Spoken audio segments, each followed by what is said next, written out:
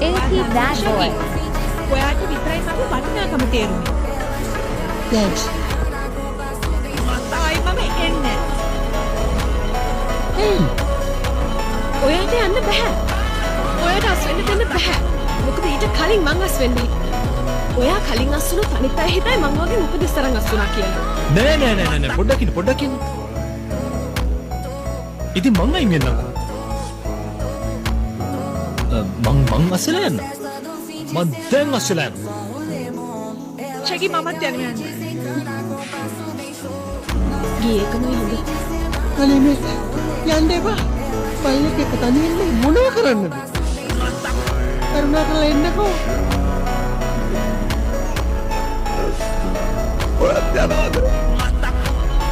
නෑ ස්කූබි. යාළුවෙම කරන්නේ.